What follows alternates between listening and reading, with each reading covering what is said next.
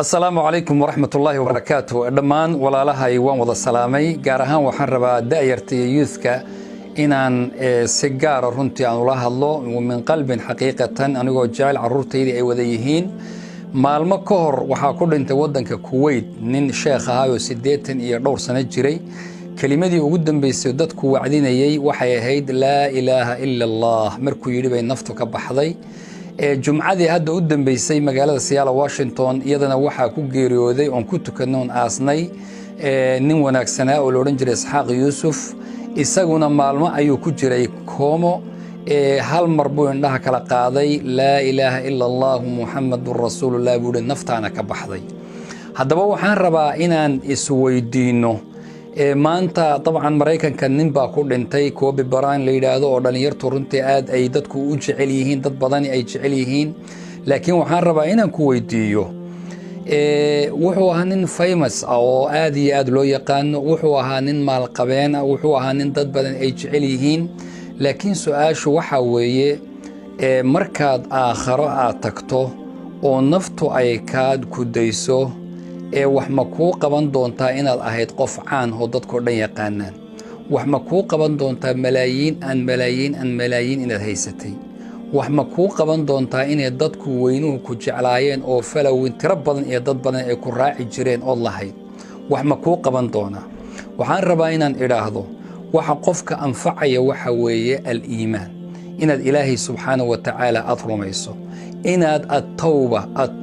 التوبة قبل فوات الأوان inaad ilaahay u soo laabato intaan waqtigu ka tagin maalin walba dad baa faj'a ku dhinta mawtul faj'a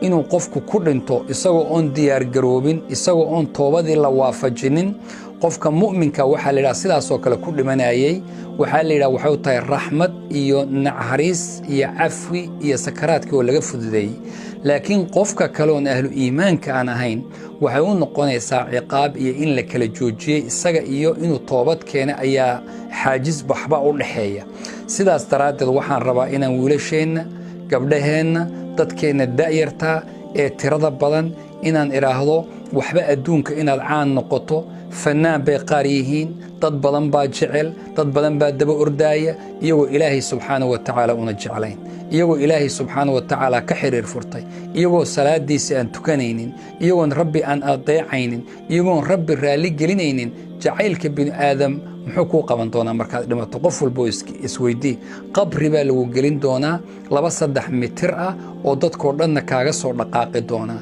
rasuulkuna wuxuu yiri sallallahu alayhi wasallam kullu yub'athu ala ma mata alayhi qof walba wuxuu ku dhintay baa lagu soo saari doonaa haddaad fannaan tahay oo adigoo heesaya aad dhimato adoo heesi baa qiyaamada lagu soo saari doonaa ilaahay oo malaayiin may ku falogarayn jireen ay ku raacsanaayeen haddaad ahayd qof kale oo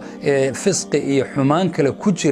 oo daroogadii ku dhex jira adoo daroogadii cabaya ayaa lagu soo saari oo dhacaya qiyaamada qofka hadaad adoo salaad ku jira aad dhimato adoo salaad ku jira lagu soo saari adoo xajka joogo dharkii cadcadaaqaba adoo xajka jooga lagu soo saari qof walba waxa lagu soo bixin wuxuu ahaa waxaan rabaa inaan uga faa'iideysto wiilashayda gabdhahayga aan jecelahay dhammaantiin kulligeen ilaahay aan u laabano subxaanahu wa tacaala inaan caan noqono iyo inaan magac yeelano iyo inaan adduunyo yeelano iyo inaan lacag tira badan ururinana waxba inoo qaban mayso aad baad u mahadsantihiin wassalaamu calaykum waraxmatullaahi wabarakaatu